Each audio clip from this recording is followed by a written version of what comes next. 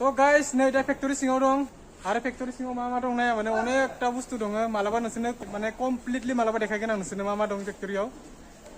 नाया माने गोजान गोजान नाहरबाथाय सब माने बिस्कुटनि कार्टन गोजा आरो माबानि मा होनो इखो साबोननि कार्टन थावनि कार्टन गोजा इफोर सब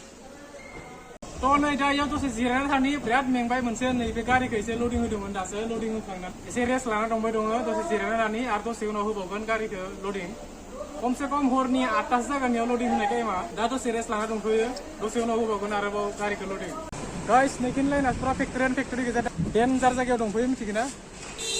दा ओंखाम जानो थांगासिनो सानजौफु जाबायना टाइमा बिसोर सिगां सिगां थांग्रोबाय इफोर पुरा राउन्डआनो फेक्टरि गोजा बेबो सिगां सिगां थांगासिनो ओमफ्राय आं सानथाम सानब्रै जाबाय इयाव फैनानै माने भिडिअ सिडिअ बा जेबो बानायनो हायाखै बेफोर सब फेक्टरि गोजा नाया माने एकदम न' नङा दै इफोरो न'बो नङा बिल्डिंबो नङा पुरा फेक्टरियानो गोजा राउन्डआनो बिराद हावा फैदो बार बारनानै खानाय माखाया थिग गैला धुवा धुवा जाजोब्बाय पुरा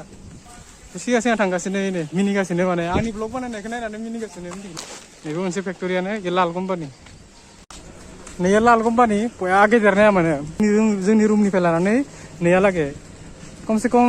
8-9 बिगासो जागोन फेक्टरि गंसेयानो इमान गुवार सानजौफु जाबाय नालाय दा ओंखाम जानो थांगासिनो माने ओंखाम संना फैयाखै दा थांनानै संहैनांगोन ओमफ्राय जानांगोन ओमफ्राय फैनांगोन कमसे कम 1.5-2 घन्टासो लागोन बायदि मोनदां खिन्थु इखिनि टाइम सुटि होगोन ना होआ बेखौ मिथिया नैबे मोनसे कम्पानि नाया माने